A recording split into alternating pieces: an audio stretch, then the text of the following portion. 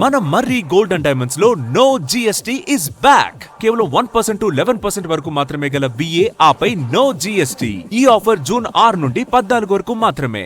కుకట్పల్లిలోని park కబ్జాకు గురవుతుంటే అధికారులు చర్యలు తీసుకోవడం లేదని బీఆర్ఎస్ ఎమ్మెల్యే మాధవరం కృష్ణారావు ఆగ్రహం వ్యక్తం చేశారు.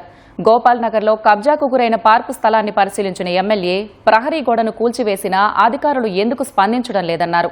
ఈ పార్కును జీహెచ్ఎంసీ నిర్మించింది. అయితే తన స్థలాన్ని ఆక్రమించారని ఆరోపిస్తూ గురవయ్య అనే వ్యక్తి పార్కు ప్రహరీ గోడను కూల్చివేశాడు. దీనిపై స్థానికులు ఇచ్చిన సమాచారంతో ఎమ్మెల్యే కృష్ణారావు పార్కును ప్రహరీ గోడను పరిశీలించారు. గురవయ్య అక్కడే ఉండటంతో అతడిపై చర్యలు తీసుకోవాలని పోలీసులను ఎమ్మెల్యే ఆదేశించారు. నగరంలో యథేచ్ఛగా కబ్జాలు జరుగుతున్నా అధికారులు నిమ్మకు నీరెత్తినట్లు వ్యవహరిస్తున్నారని ఎమ్మెల్యే ఆరోపించారు.